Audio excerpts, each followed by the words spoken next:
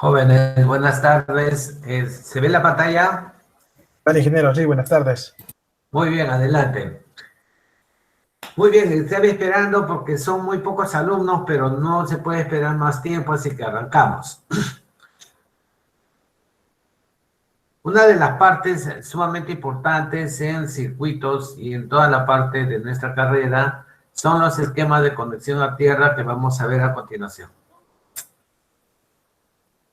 Los esquemas de conexión a tierra están respaldados con la norma IS 60364 y aseguran, como leen usted, la protección de las personas y la protección de la infraestructura o de los bienes.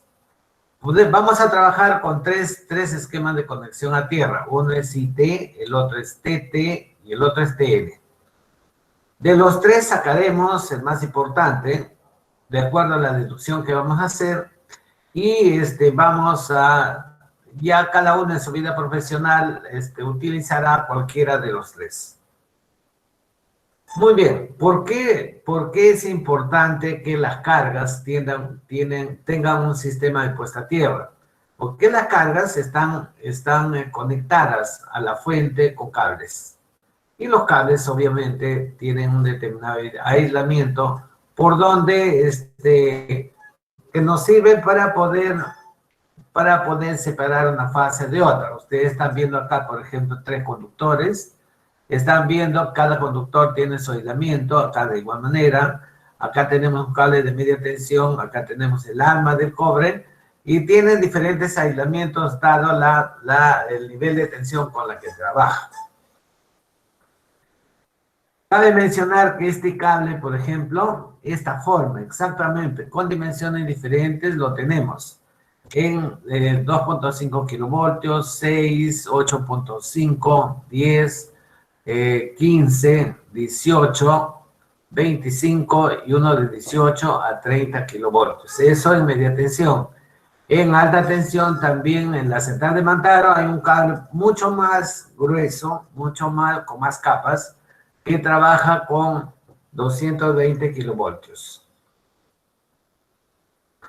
¿Cuáles son las causas?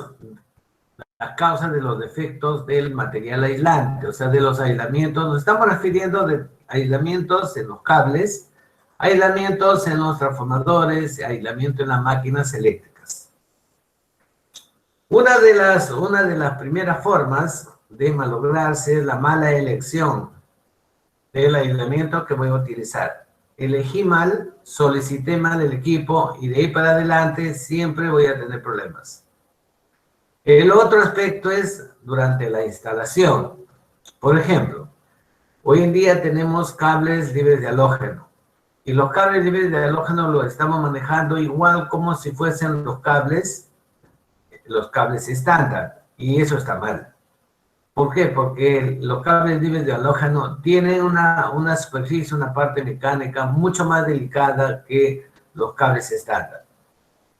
Durante la explotación, o sea, ¿qué significa? Significa dónde lo instalé, qué cantidad de polvo hay, qué cantidad de humedad, cómo es el envejecimiento térmico, si prendo varias veces los equipos, los apago, ¿no es cierto?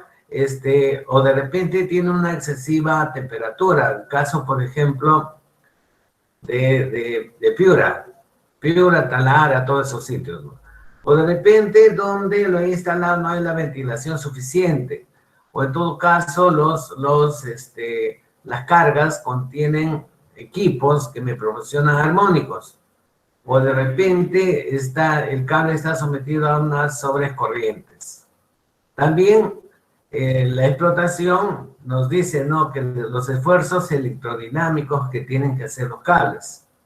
Y algunas sobretensiones de maniobra generalmente, o de retorno, que siempre se dan en los circuitos. Cuando analizamos el deterioro de los aislamientos, nos estamos refiriendo a la vida de las personas, o sea, riesgos en electrocución de las personas. Dado los contactos directos, directo significa que la piel, o sea, el cuerpo se roza directamente con la línea o un punto en el cual le afecte el diferencial de potencial. Contactos indirectos podría ser, por ejemplo, tenemos una refrigeradora en la casa y uno de los cables está rozando con la masa. Y la pintura de la refrigeradora, por ejemplo, que ya tiene 10 años, se ha roto y tenemos ahí un metal. Entonces, cualquier contacto con ese metal me va a producir un paso de corriente. Con la conservación de los bienes, bienes se refiere a los equipos, máquinas, equipos de control, protección, etc. Y la disponibilidad de la energía eléctrica, lo que redunda en el perjuicio de la seguridad. Nos estamos refiriendo al riesgo de las personas y al riesgo económico, toda vez que podría producirse un incendio. En esta parte, dice cuáles son los riesgos de la electrización de las personas. Entonces decimos cuando tenemos, por ejemplo, para efectos de un tiempo menor a 10 segundos, en corriente en continua y en este caso en corriente alterna. Y acá una corriente de alta frecuencia. En corriente continua, un poco que no hay mucho problema. El problema que tenemos es en corriente alterna. Y acá no tenemos mucho problema porque la aplicación con la que tenemos en equipos y máquinas en nuestro país casi es nulo. Muy bien, acá tenemos la zona de riesgos y se ha numerado como 1, 2, 3 y 4. Acá la zona 1 nos dice que hay una ligera percepción, hay veces molestosa, pero al fin y al cabo uno lo siente. Contracciones musculares ya te está indicando que no es beneficioso que tengas contracciones musculares. Y en esta parte nos dice, estas contracciones musculares podrían ser no letales o no dañinas hasta 30 miliamperios. De ahí que en instalaciones, cuando vamos a hacer un diseño de un predio, la norma nos dice, no, tienes que tener un sistema de aterramiento y un interruptor diferencial que controle como máximo 30 miliamperios de corriente de fuga. ¿De acuerdo? Entonces, imagínense a un cable le cae el agua, o sea, en su sitio donde está trabajando de alguna forma, a las tuberías se llena de agua y entonces el aislamiento va a bajar tremendamente y la corriente va a superar los 30 miliamperios. Si eso se censa en el tablero, entonces ese sitio va a quedar fuera de servicio. Cuando ya tenemos un poco por esta zona, nos dice que hay un gran malestar y dolor. Y eso son las contracciones musculares excesivas o muy cercanas a 30 miliamperios. En la zona 3, que ya está para este lado, me indica que la zona 3 ya es dolorosa. Y ahí sí se presenta gran malestar y dolor. En la zona 4, dice, es un riesgo de fibrilación ventricular de frente, vas a tener un paro cardíaco. O sea, toda esta zona 4 es letal. Y la persona que se salva ya tiene que dejar la carrera porque, pues, ya se siente muy afectada. ¿Alguna consulta, jóvenes, hasta ahí?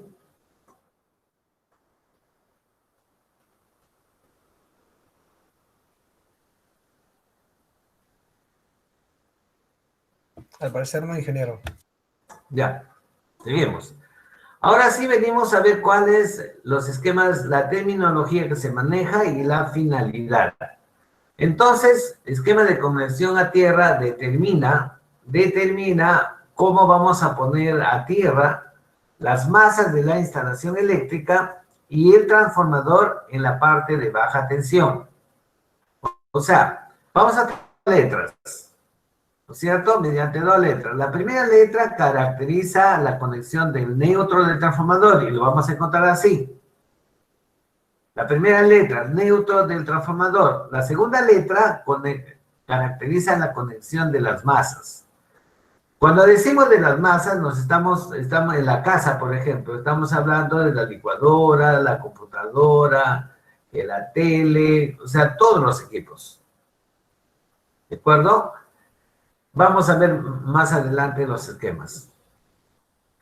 Entonces, vayamos a la primera letra. La primera letra me dice, cuando la primera letra es una T, me dice que está conectado a tierra. ¿Quién? El transformador. Acá este transformador debería ser acá una estrella para que de la estrella baje a tierra.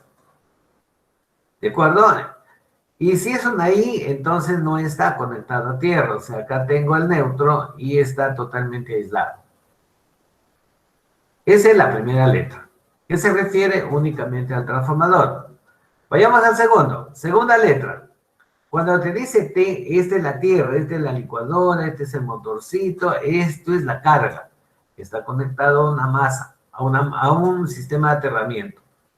Y cuando te dice que es N, no tiene puesta tierra, sino que se conecta al neutro del sistema eléctrico. Yo tengo acá un neutro que viene del punto centro del transformador, y para estos tipos que vamos a ver en secundario tiene que estar en estrella con neutro, con acceso al neutro. Entonces, segunda letra, T conectado a tierra. ¿Quién? Las masas de la carga. N conectado no tiene tierra, ¿no es cierto? Está conectado al neutro del sistema. Muy bien, entonces rápidamente esto merece, o sea, lo que yo le estoy presentando, digamos, es un texto de todo. Hemos hecho un pequeño resumen, ya lo tenemos de hace un buen tiempo, para poder concretar y poder hacer un resumen de esta parte que es sumamente buena.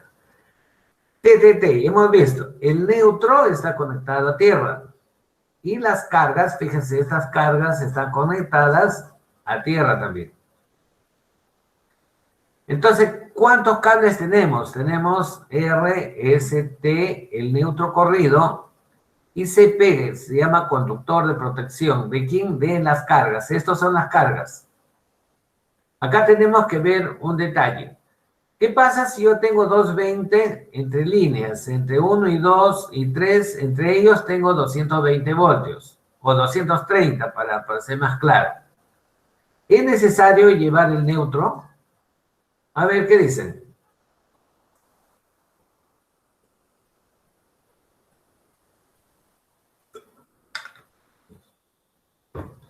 A ver, por favor, son 50, más de 50 alumnos. ¿Alguien desea participar o lo nombro mejor?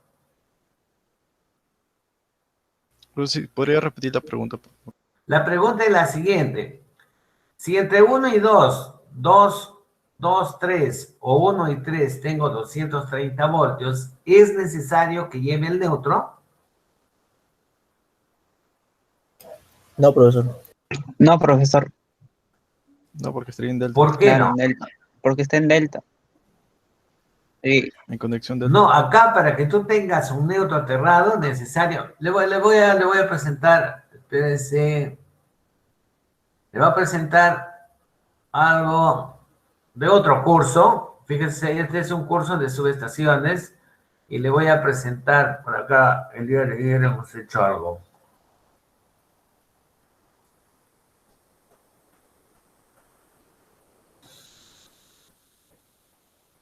A ver, un ratito.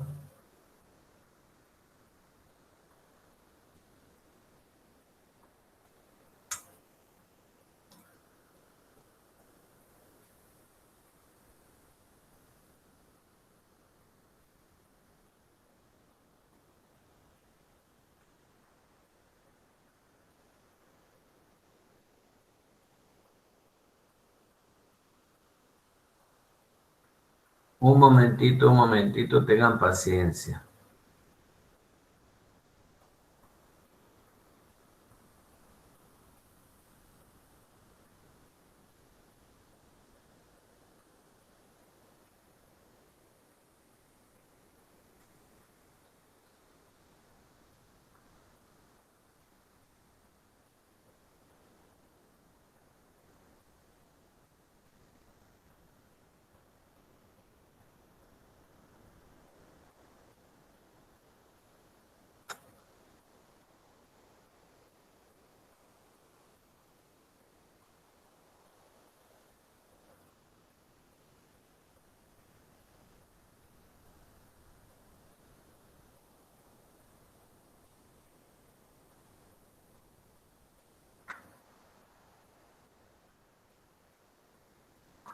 Ahí está.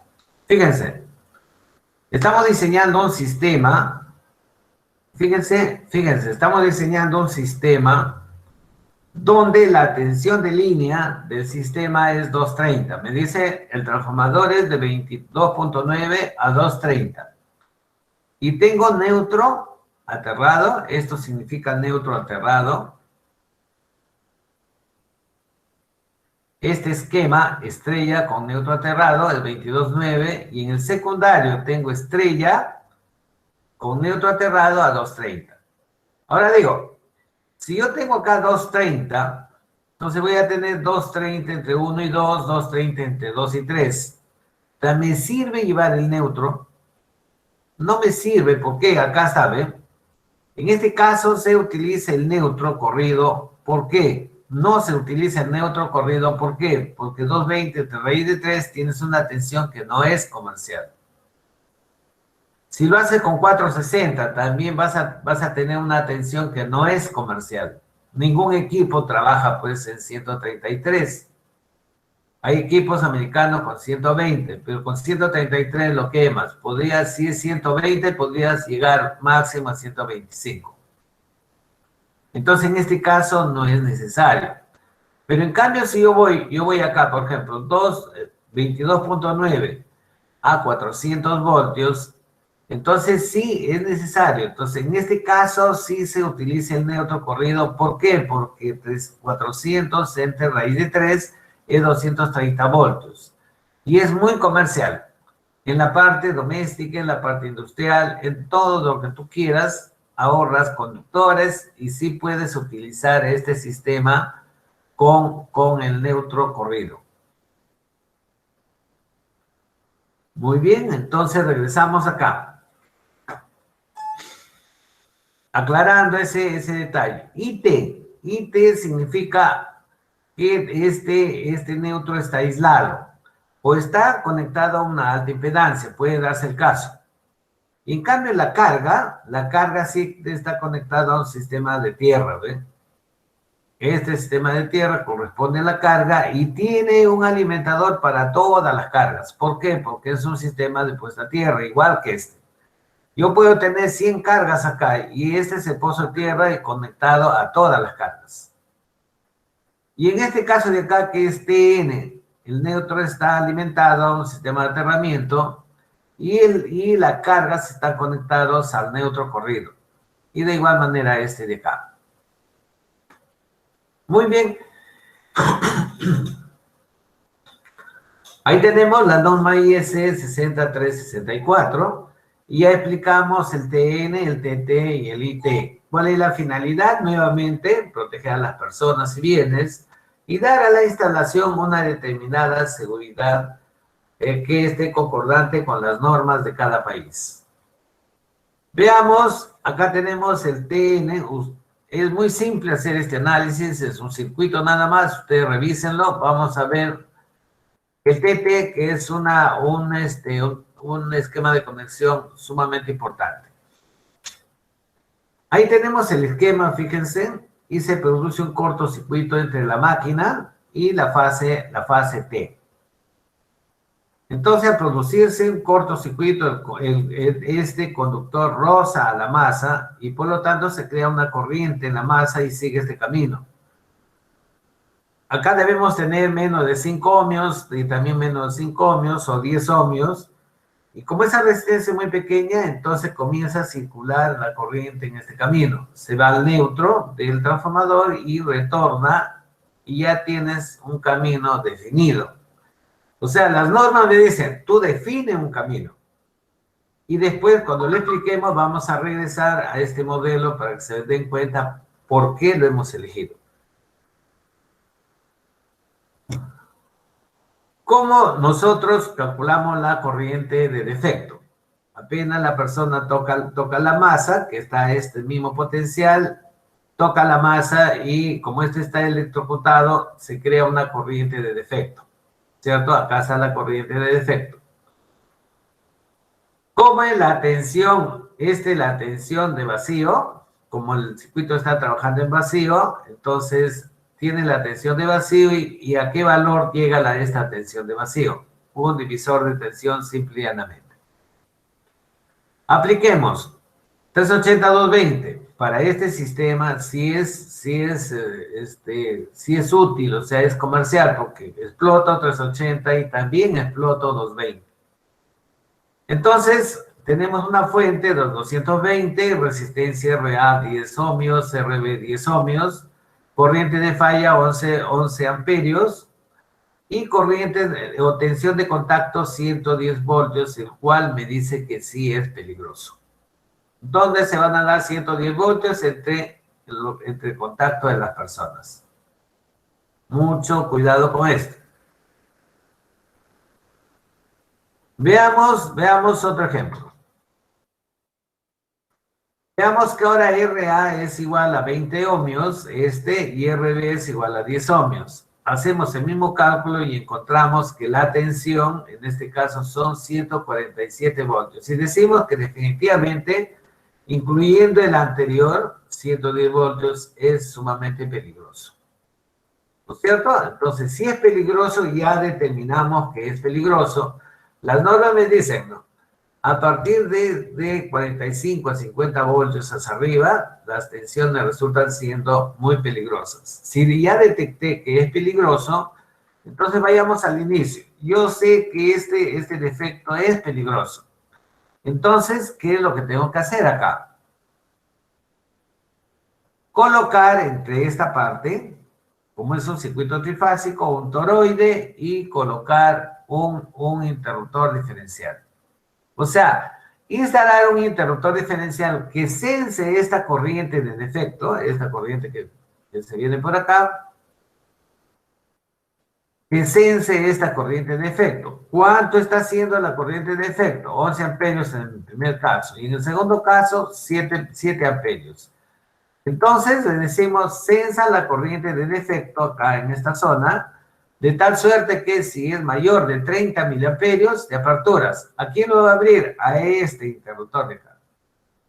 Este de acá le dice, o abres pero si es una carga puntual, como en este caso, sería este interruptor. Este sería el interruptor que vas a aperturar, porque si es una subestación no puedes perjudicar esto, perjudicas únicamente el punto de fallo.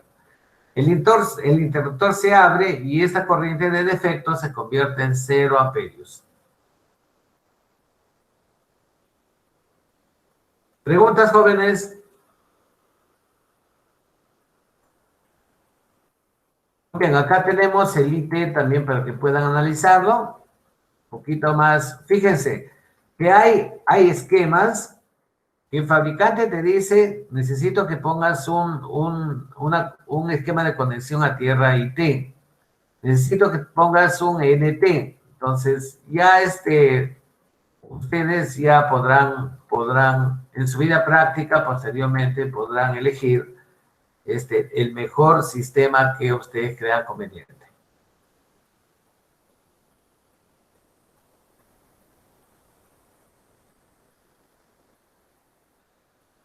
¿Preguntas? ¿Alguna pregunta que quieran hacer? Sí, profesor, tengo una consulta. A ver, adelante. Para la instalación de la llave diferencial que usted comentó, ¿el valor de 30 miliamperios es general para cualquier tipo de instalación o depende de lo que quiera poner, por ejemplo, para un motor o para un transformador? La carga, el suministro trifásico va a una vivienda, entonces las normas peruanas dicen, si es una vivienda, sí, solo sí, tienes que colocar un interruptor diferencial. Siempre y cuando también tengas un sistema de aterramiento. Ya has visto, ¿no? Si no hay sistema de aterramiento, el lazo no cierra. Y necesariamente tenemos que crear un lazo que cierre la corriente de tal suerte que cuando se instala un interruptor diferencial trifásico en esa carga, entonces lo sensa y lo saca fuera de servicio. Si en caso fuese una industria, obviamente 30 miliamperios casi siempre va a existir. En una industria, a veces tú tienes hasta 100, 200 miliamperios como corriente de fuga natural, ¿no? A no ser que la empresa sea nueva. A medida que la empresa se va avejentando, la corriente de fuga es más alta. Ya, profesor. Gracias. No, qué ocurrencia.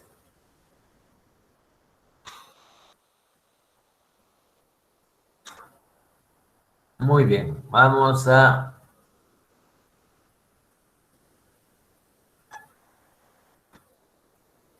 Nosotros tenemos muchísimo material en esta parte, de tal manera que algunas cosas lo vamos a pasar de forma rápida, porque vamos a darle todo el material y esperamos que ustedes tengan el tiempo y el interés de revisarlo.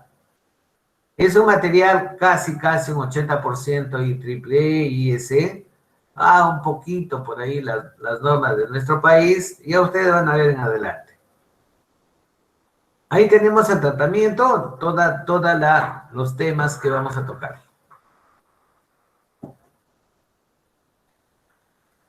Como ya hemos visto, lo importante de un sistema eléctrico es la continuidad de los servicios y obviamente la calidad de los servicios. O sea, cuando hablamos de continuidad de servicio, estamos hablando de un poco de estabilidad. No tanto así, pero es el criterio.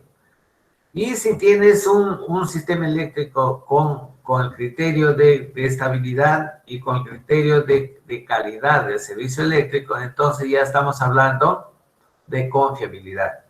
Por si acaso, confiabilidad es una palabra para nuestro país digamos, muy profesional. Y pues en Lima, muy pocas empresas tienen sus servicios eléctricos con confiabilidad. Uno de ellos que lo tiene, por ejemplo, es el aeropuerto Jorge Chávez. No porque al aeropuerto le ha gustado que tenga todas las características de confiabilidad, sino porque el mercado internacional lo exige. De ahí que los sistemas de puesta a tierra es un capítulo que lo manejan los civiles, los mecánicos, todo el mundo mete la mano ahí, ¿no? Y que piensan que hacer una puesta a tierra es abrir un agujero, una calicata, meter la barra de cobre y eso es la puesta a tierra. Se van a dar cuenta que no es así. Por eso es que decimos, ¿no?, que los problemas eléctricos se debe dejar a los especialistas electricistas. ¿Cuáles son los objetivos de la puesta a tierra? Garantizar la integridad física de las personas, técnicos, profesionales que trabajan en una determinada empresa. Evitar voltajes peligrosos, tensiones peligrosas. Conducir a tierra las corrientes que provienen de altas tensiones o sobretensiones debido a maniobras. Propiciar un circuito de baja resistencia de la falla conectada al sistema de aterramiento. Estamos refiriendo a los pozos de tierra.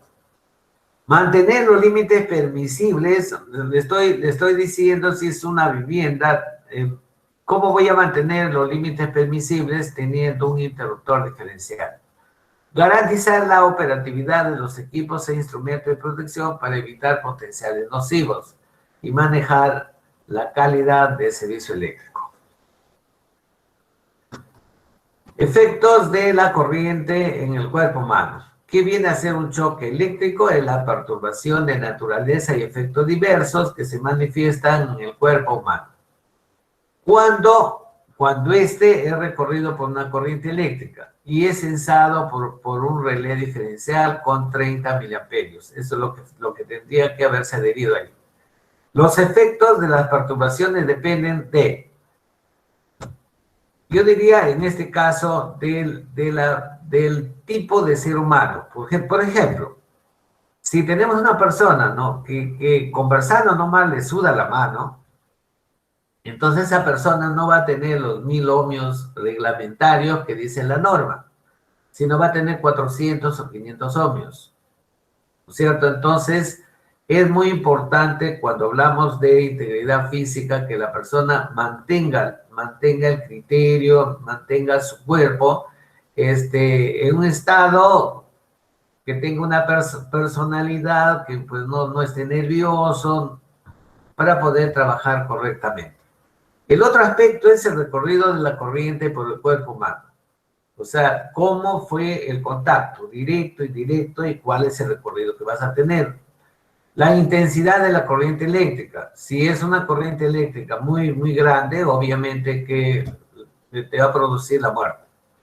Tiempo de duración del paso de la corriente. Tensión y frecuencia de la corriente eléctrica. Si es baja tensión, te va a dar un sacudón y a lo mejor te bote, pero no te va a matar. ¿Cuándo vas a morir? Cuando te bota y la cabeza se choca en una columna, en la pared o en el mismo suelo.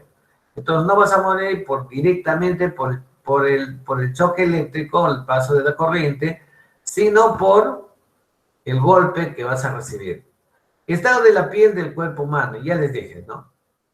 Y condiciones orgánicas del individuo. O sea, las dos cosas, las condiciones orgánicas, te produce diferente estado en la piel, más que nada en las manos.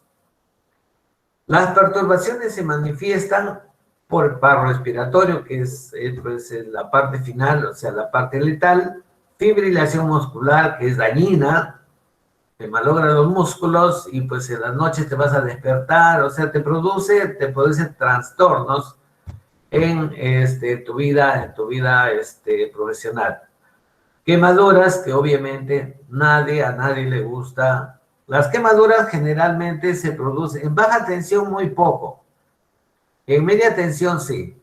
O sea, imagínate que la corriente eléctrica entra por la mano.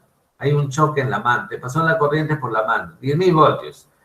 La salida de esas corrientes, si son por los pies, entonces toda la planta de los pies se hace agujero y toda la piel, o sea, de la piel de la planta de los pies, se quema y se destroza, hasta podría quedarte sin pie. Es muy delicado esta parte. Accidentes eléctricos son los factores que influyen en los accidentes eléctricos. Intensidad de la corriente, nivel de tensión, resistencia del cuerpo humano, recorrido a través del cuerpo humano, tiempo de contacto, condiciones físicas de la persona, condiciones del medio ambiente y la frecuencia de la red. Causas de los accidentes eléctricos por condiciones subestándar. Hay condiciones estándar, pero en este caso no llegan a cumplir. Entonces, no respetar la distancia de seguridad. Aquel que quiere, por ejemplo, hay jóvenes que tienen su enamorada, entonces hay un cumpleaños, por ejemplo, vamos a poner un caso, ¿no? Una señorita cumple años y el enamorado es electricista, entonces el papá de la chica le dice, no, pero acá tenemos un ingeniero electricista. Y el joven nunca ha manejado ni un desarmador, ¿no? Entonces es muy peligroso que pues, se meta a un tablero y averigüe qué es lo que ha pasado. No respetas la distancia de seguridad, te electrocutas y en vez de haber fiesta, hay velorio. Aislamiento deficiente de las instalaciones. Debido a los cables, las máquinas, la licuadora, hay que tener mucho cuidado. Falta de conexión o no uso del sistema de puesta a tierra. No tienes puesta a tierra. Aislamiento deficiente en herramientas y equipos. Cada vez que te compras un equipo, tienes que medirlo, si el aislamiento cumple. Equipos o materiales de baja calidad. Y sobre carga en las instalaciones. Un conductor que es un conductor, por ejemplo, de 2.5 milímetros, que tiene una capacidad de 27 amperios, por ahí está pasando 35 amperios. Entonces hay una sobrecarga en el cable. Instalaciones en mal estado, o sea, cambias los sockets de la casa y de repente ha habido una sobretemperatura debido a que el socket técnicamente no es bueno y entonces vas a tener un problema por ahí. Causas de los accidentes eléctricos. Por actos subestándar. Fíjense acá lo que habíamos tenido. Por condiciones subestándar. Puro condiciones. Ahora actos. Exceso de confianza. Desconocimiento del riesgo. Desconocimiento del trabajo. Falta de supervisión efectiva. No uso de equipos de protección personal y no uso de equipos y herramientas adecuadas. Todas estas dos cosas, lo que vemos ahí y lo que vemos acá, están a cargo de un personal que se llama SOMA, un supervisor de seguridad y medio ambiente, que en la mañana hace que tú revises tus botas, que revises tus guantes, que revises el aislamiento de las herramientas, que tus guantes estén sanos, si vas a trabajar en media tensión, en baja tensión, en circuitos vivos, tienes que ver la ropa, tienes que ver los guantes, los zapatos. ¿Cómo evitar los accidentes eléctricos? Se recomienda seguir las recomendaciones que presentamos a continuación. Respete las distancias de seguridad, lo que eran las condiciones subestándar, lo estamos volviendo a repetir. Respeta las condiciones de seguridad. Limita el uso de cables tienes que limitarte en el uso de los cables de extensión.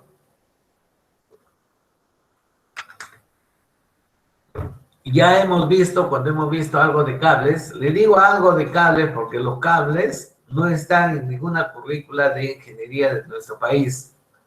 Y les dije, ¿no? Cuidado con los mellizos. Los mellizos no están en las normas internacionales. Solamente lo producen acá en nuestro país, en Bolivia y como en tres países de Latinoamérica. Si tienen niños, protéjalos, tomacorrientes. Hay unas tapas de PVC que se meten y se acabó el problema. Si tienes interruptor diferencial y un buen sistema de aterramiento, no, tampoco hay problema. Si el niño mete un alfiler, mete un fierrito, entonces le va a pasar la corriente y le va a hacer gritar, le va a servir para que sus pulmones se refuercen. Considere todo conductor como energizado. Si tú estás en el techo y ves un cable, tienes que pensar que eso está energizado. Si no está energizado, mejor. Pero, ¿quiere intervenir, joven? Use las conexiones a tierra de los artefactos. Compra la computadora viene con tres lengüetas. Entonces, apenas llega a nuestra casa la computadora, el que me vende la computadora, si lo va a dejar a la casa, saca la lengüeta de la puesta a tierra. Ya estamos mal. No manipule artefactos con manos mojadas. Dejar los problemas eléctricos a los electricistas, no volar cometas en los zonas de postes de luz y media tensión. Revise periódicamente sus instalaciones y equipos. Hemos visto bien este esquema de conexión a tierra. Veamos, jóvenes, cuáles son los pasos en forma muy resumida para hacer un proyecto de un sistema de puesta a tierra. Se recomienda seguir las siguientes etapas. Primero, definir el local de donde vas a construir el sistema de aterramiento. ¿Cómo vas a definir? Por ejemplo, yo no podía entrar por la sala e ir al fondo, ¿no? Si el tablero está en la cocina, imagínense que la cocina limita con un garaje que hay a la entrada de la casa. No voy a ir al jardín del fondo porque voy a tener que hacer el pozo al fondo y después picar por la tierra y llevar hasta el tablero general. Realizar varias mediciones, o sea, vamos a ver cuáles son los métodos para que nosotros podamos hacer un estudio. Hay que hacer un estudio, hay que utilizar equipamiento o hay que solicitar un estudio de tierra cuando los ingenieros civiles estudian los suelos para colocar las columnas. Vamos adelante esa parte. Elaborar la estratificación de los suelos, o sea, la primera parte es hacer las mediciones de los suelos. Con esas mediciones vamos a elaborar la estratificación de los suelos, o sea, las capas, qué capas vamos a tener. Hacer el perfil geométrico de los suelos, definir el tipo de sistema de aterramiento adecuado, o qué sistema de aterramiento necesito. Calcular la resistividad aparente del suelo seleccionado. Dimensionar el sistema de puesta a tierra o de aterramiento que voy a utilizar y encontrar el valor resistivo. Hacer una evaluación económica, tener en cuenta el movimiento de tierra, significa la tierra que vas a sacar del pozo, ¿dónde lo vas a botar? Y la tierra que traes de un terreno donde la tierra corresponde a una zona donde se ha sembrado. Entonces ese tipo de tierra tienes que llevarlo al sitio y cómo y de qué forma lo vas a hacer llegar al pozo de tierra. Posteriormente, realizar el respectivo protocolo de pruebas y elaborar los detalles de ingeniería del proyecto.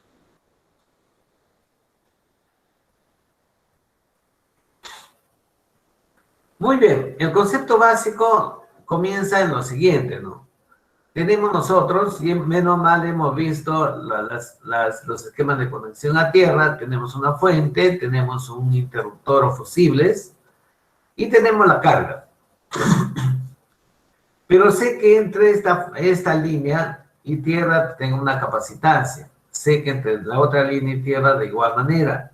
Y sé que entre las dos líneas también voy a tener un valor capacitivo. O sea, un condensador.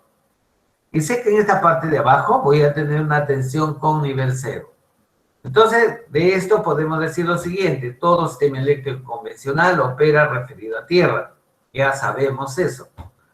Ocurre en forma natural debido a la diferencia de potenciales que presentan este cable con tierra, este cable con tierra y entre cables también. El suelo conduce el retorno de las corrientes del sistema y la conexión a tierra permite aprovechar la corriente de falla y de esa manera poder controlarlo. O sea, estamos cogiendo, estamos explicando el esquema de conexión a tierra. Ahí podemos visualizar, ¿no? Cómo tenemos, por ejemplo, las capas. Tenemos, por ejemplo, acá rocas profundas. Tenemos, por ejemplo, diferentes tipos de suelos, teniendo en cuenta si estás en la costa, en la sierra, en los valles y en la selva. En sí, lo que va a pasar es que yo voy a tener un nivel de piso terminado y hacia abajo eso se llama la estratificación. Suelo estratificado, acá tengo una capa, acá tengo otra capa y debajo tengo otra capa. Entonces, si yo en este caso voy a coger esta capa como referencia, entonces voy a decir, esto es el punto de referencia, donde la tensión es igual a 0. Hay ciertas cosas que voy a dejarlo para que ustedes lo lean porque esto es bastante extenso y tenemos un montón de información. Por acá tenemos como dice, el desempeño eléctrico del suelo natural. Si acá tengo un potencial, voy a tener una conducción de corriente en este punto, por ejemplo, y voy a poder decir, ¿no?, que al paso de la corriente voy a tener un determinado potencial. Dice, inyectar corriente, inyectamos esta corriente de acá por medio de este referencial en un punto del suelo, crea un potencial V máximo. Nos va a crear un potencial en esta parte y me va a crear un potencial 0 también. Entonces, su valor absoluto decrece al alejarse sobre la trayectoria radial recta. Entonces, acá voy a tener un gran potencial. Cada vez que se va alejando, se va haciendo 0. Más aún cuando la distancia es infinita, realmente es bastante 0. ¿Cuál es el principio de la caída de potencial? Dice, se establece el cumplimiento de la ley de Ohm y de Poilet en el suelo. Es la base para sustentar las medidas de parámetros eléctricos del suelo y consiste en hacer circular la corriente entre dos puntos, o sea, entre corriente y corriente, y luego se mide el diferencial de potencial. Estamos hablando de la base fundamental de un señor que se llama Benner, francés, estudió en la Universidad de Toulouse, en Francia. Es uno de los pocos doctores que escriben sistema de aterramiento. Y entonces nos dice, creo este método y en memoria, en honor a su nombre, se dice el método Benner. ¿En qué consiste? En 4 estacas. Una estaca de corriente 1, una estaca de corriente 2. Entonces por acá se inyecta la corriente y llega hasta este punto. Por acá se crea unos haces, vamos a ver más adelante, unos haces de corriente y se viene hasta este punto. Y obviamente, como esta es una fuente de corriente, cierra el circuito. P1, potencial 1 y potencial 2 me van a captar un diferencial de potencial, para lo cual yo necesito que esta distancia AB, BC y CD sea la misma. Por ejemplo, 1 metro, 1 metro, 1 metro. 10 metros, 10 metros, 10 metros. Y así es como trabaja.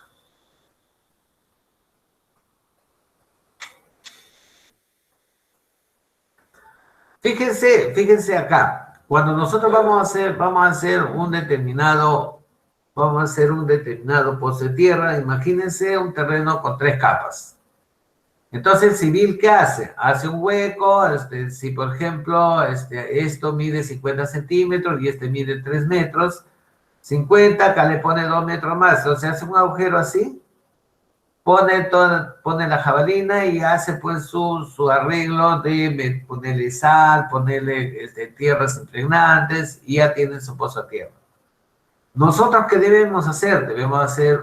Debemos averiguar cuánto vale esta primera resistividad, cuánto vale la segunda y cuánto vale esta de acá. Entonces, cuando yo sé la resistividad de cada uno de ellos, si a mí, por ejemplo, este de acá podría ser una resistividad de 2000 ohmios y acá podría ser una resistividad un poco más baja, por ejemplo, podría ser, imagínense, 50 ohmios. Si esto es 50 ohmios, entonces yo no voy a hacer mi puesta a tierra acá. Entonces voy a hacer un agujero para que únicamente trabaje en o en todo caso en estos dos. Y entonces sello esta pared con un disco de concreto que debe hacerlo un ingeniero civil para que pueda pasar los técnicos y las personas y hacer el agujero abajo y hacer el diseño abajo. ¿De acuerdo? De eso se trata. Dice, se caracteriza por los siguientes factores. La conductividad se explora con series de medidas utilizando el método Benner. La composición se determina en el laboratorio. El corte estructural se determina en la tomografía geofísica y la capacidad mecánica en los movimientos de tierra.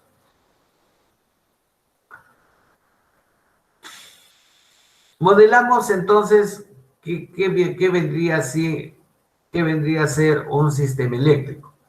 Tenemos nosotros la parte de nivel de piso terminado, el sistema eléctrico está hasta arriba. Acá tenemos una primera capa que dice depende del suelo. Esta resistencia de pozo tierra depende del suelo. Depende de la conductividad del suelo. Ahí tienes una inductancia. De acuerdo a la estratificación de los suelos, también se presenta una capacitancia. Y hacia abajo podríamos tener una tierra, como acá dice, una tierra remota, para darle un referencial y a partir de esto poder tomar las tensiones. Obviamente, si esta distancia es grande, entonces diremos que el potencial va a ser igual a 0.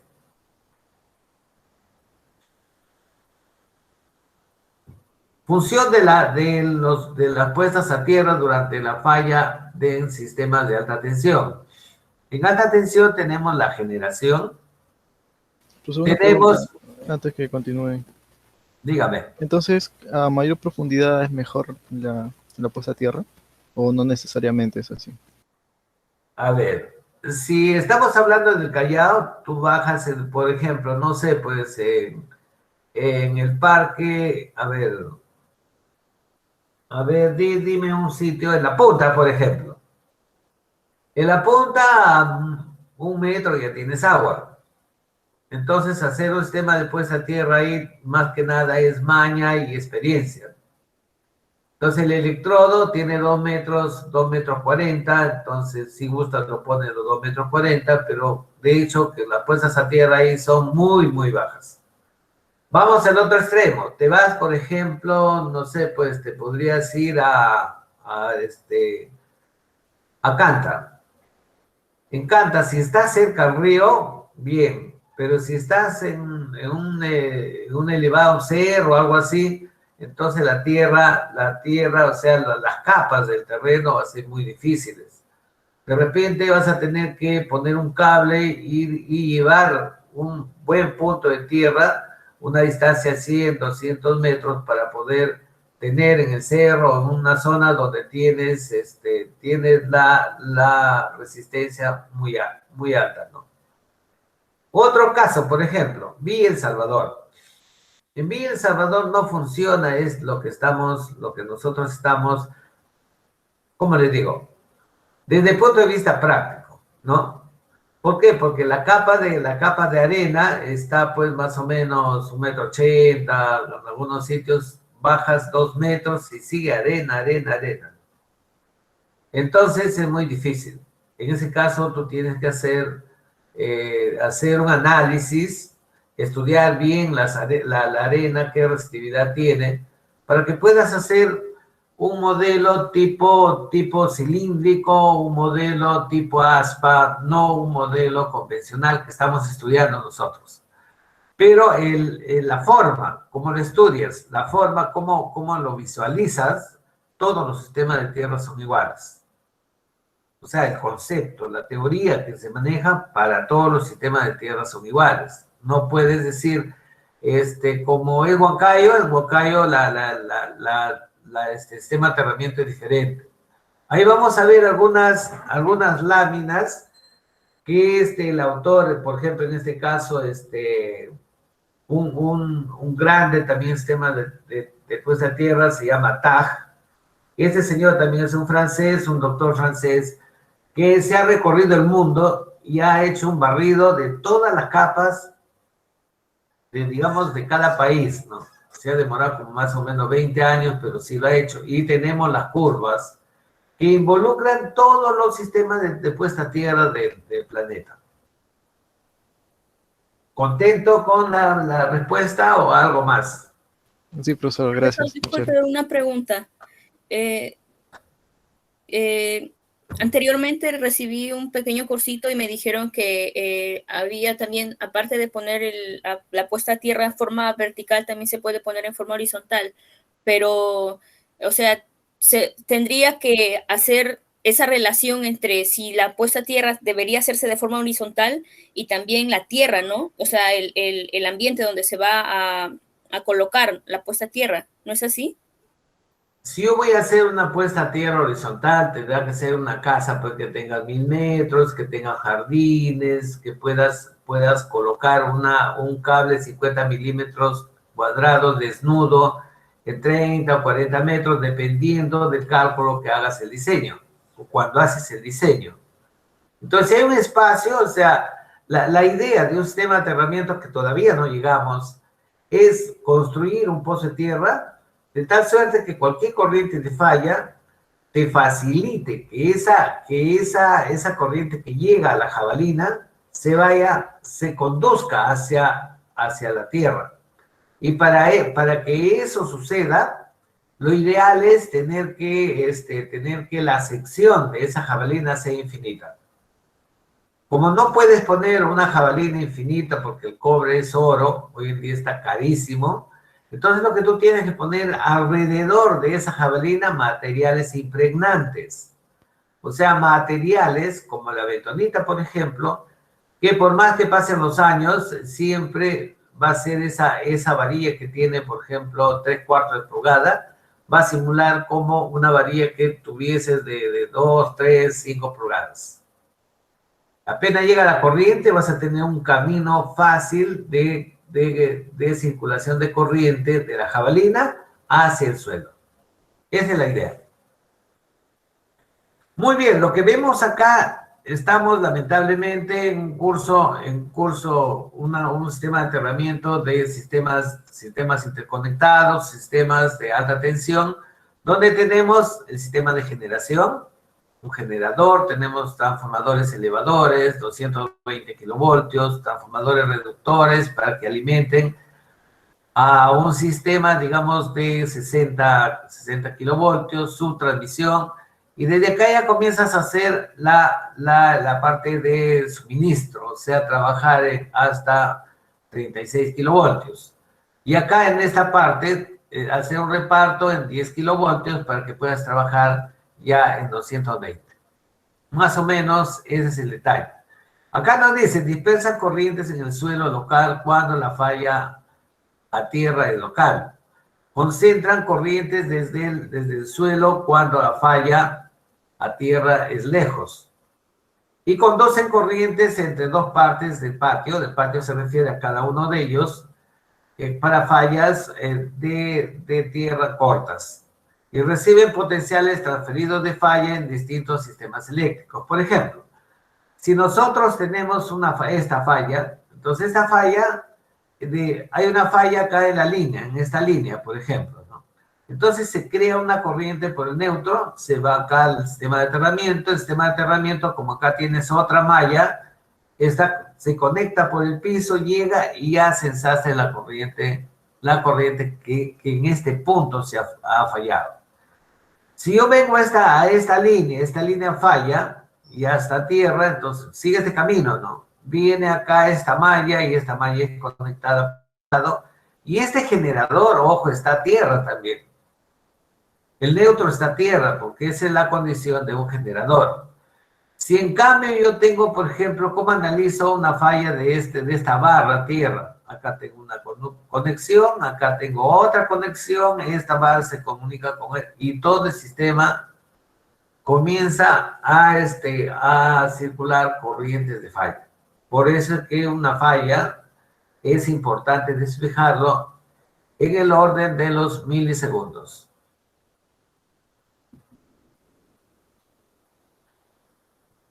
¿Qué pasa, por ejemplo, cuando tenemos, ustedes ya han estudiado transformadores, y si tenemos un transformador, no como el que les mostré acá, por ejemplo, no vamos a poder visualizar, ya se enredó por ahí, creo que por acá estaba. Por ejemplo, en este caso, ¿no? Como les decía, en este caso tenemos 22.9, está en estrella acá. Y acá está en estrella, o sea, yo no puedo coger todavía la protección en media tensión, pero sí puedo coger la protección en baja tensión. O sea, siempre nosotros estamos hablando en baja. Pero si yo tengo acá estrella y estrella, es fácil de poder detectar la corriente de fuga. No así como en la que estamos viendo acá, es delta. Entonces, un delta imposible es muy difícil de poder detectar una corriente homopolar o corriente de secuencia cero. ¿Ustedes han estudiado componentes simétricas?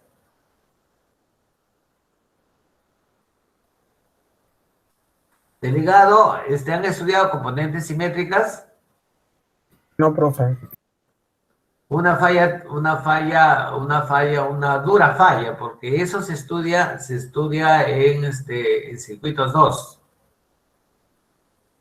Y eso nadie les va a enseñar. Entonces, de una u otra forma, ustedes tienen que preocuparse en estudiar componentes simétricas. O lo que es lo mismo decir el teorema de Charles-Montesquieu, que lo venimos estudiando desde 1890 más o menos. Muy bien. Como les decía, ¿no? Entonces, en un delta, si hay una falla a tierra, ¿cómo cierra? No cierra. No tengo un circuito que cierre. Entonces, cuando hay una falla, se producen estas corrientes capacitivas. También hay la falla de esta persona y es muy peligroso. ¿Por qué? Porque no puedes colocar una protección cuando tú tienes en delta. Es muy difícil, muy, muy complicado. Tú puedes tener una fase que está a tierra y no te enteras.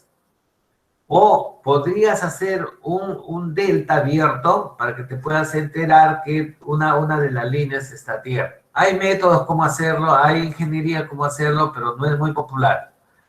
Entre línea a línea, entre cada una línea y entre las líneas y tierra, tú tienes una capacitancia. Imagínate este motor, esta fase llega a tierra. Y entonces este motor está con el sistema de puesta a tierra, este es su sistema de puesta a tierra y circula por este lado.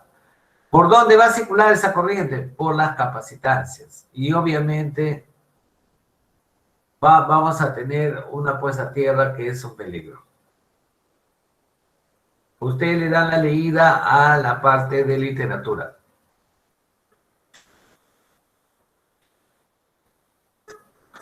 Acá tenemos, por ejemplo, una línea de transmisión Por acá tienes otra línea de transmisión, tienes el cable de guarda. Fíjense cómo viene el cable de guarda. Y en este caso, ¿cómo es que mides, por ejemplo, esta base de esta torre? Está midiendo la base de la torre y la malla del sistema de aterramiento.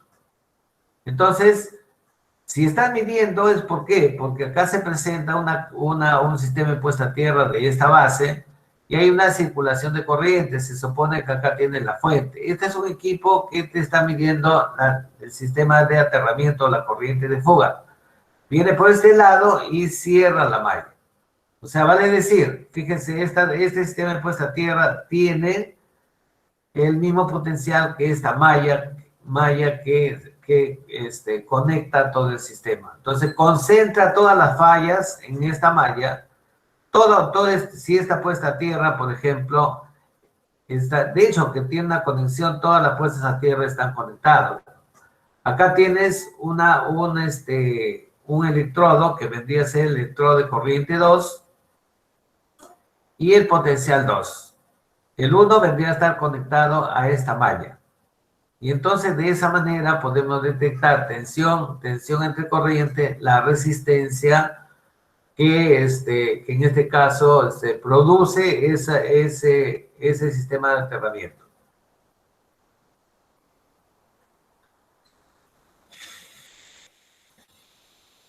Acá tenemos una conexión delta, por ejemplo, una conexión delta que no te permite en este lado primario poner un sistema de puesta a tierra. Si yo, por ejemplo, pongo, ¿cómo sería el modelo de esta línea? Sería un modelo tipo L, por ejemplo, la inductancia y capacitancia a tierra. Y cada una de estas líneas también a tierra. Tendrías un modelo pi, ¿no es cierto? Un modelo pi. ¿Y cómo harías el análisis, no? Tendrías que en este caso tienes la tensión RS, tensión ST y la tensión RT. Si está equilibrado, esto sería el formato. Pero si no está equilibrado, esto se va hacia arriba, para acá, se vuelve más corto, es todo un problema. Más aún cuando hay una falla de tierra. Nos dice, no, los sistemas trifásicos bobinados triángulos no tienen conexión a tierra. El neutro virtual, dice, flota. El neutro virtual, ¿cuál sería? Sería esta parte de acá. O sea, sería digamos, la operación de las capacitancias. Entonces, el neutro virtual flota con una tensión diferente de 0 y sus corrientes de falla son muy pequeñas. De hecho, que son las corrientes inducidas únicamente. Puede fijarse la tensión aterrando el vértice o utilizando un transformador tipo zigzag. Carece de referencia de tensión fija. En la protección se debe hacer una protección especial. Ya les decía, un delta abierto se utiliza generalmente en este tipo de modelos. Y ahí tenemos el esquema que nosotros utilizamos para detectar las corrientes de fuga a tierra. Entonces, ¿dónde voy a detectar la corriente de fuga a tierra? Exactamente acá, ¿ven? En este delta. Porque si esto se va a tierra, por ejemplo, esta fase se ha ido a tierra, entonces crea la corriente, se va por acá hacia adentro y comienza a circular. Ahora, las corrientes debidas a estas capacitancias son tan pequeñas que la corriente de falla a tierra es tan grande que prácticamente no se toman en cuenta. No porque no exista, sino porque son, en cuanto a valor, son muy pequeñas comparadas con la corriente de falla. Y acá, para medir la tensión, tienes igual el punto de referencia, la fase RST. Si tuviese una falla, de acá se podría ir acá, esto se vuelve más largo, se toma otro ángulo y se desequilibra la tensión. Nos dice, los sistemas trifásicos del bobinado estrella exigen conexión a tierra. Ahora, si este es un transformador, por ejemplo, y por acá tengo 50 amperios, tengo 40 y tengo 20 amperios, obviamente que en este punto voy a tener un diferencial de potencial. ¿De acuerdo? Y entonces, si este es más grande, va a venir la corriente así, ¿ven? por esto, y yo voy a poder acá llevar la diferencia hacia el sistema de aterramiento. En ese sentido, es que se tiene que conectar fijamente al sistema de aterramiento del neutro. Su referencia de potencial firme, esto es igual a 0, potencial en este punto, dice, nos da una protección que es convencional, o sea, utilizando el criterio de un interruptor diferencial. O en todo caso, un relé 50N o 51N. El neutro es real accesible, las corrientes de falla son muy grandes. Estas corrientes son muy grandes cuando está conectado. Se controla la corriente de falla y su F, la corriente de falla y su F, insertando resistencias e inductancias al neutro. O sea, ¿por qué? ¿Por qué colocamos una impedancia en el neutro? Para poder limitar las corrientes de falla. Por ejemplo, ¿qué pasa si en una falla coloco una falla fase a tierra y me produce una corriente de falla de 200 ohmios, 200 amperios? Para media o alta tensión es una corriente muy grande. Entonces, si pongo acá, por ejemplo, son 200 amperios, pongo una resistencia de 10 amperios, 10 ohmios, voy a reducir tremendamente la corriente de falla. Y obviamente en este punto, en este cable, tendría que poner la protección.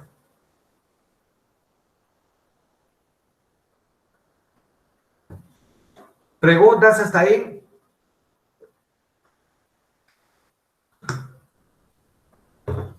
Fíjense, para medir los sistemas de aterramiento tenemos estos tres señores que han descubierto tres métodos muy buenos, pero el mejor, el más práctico y el más exacto se llama Bender.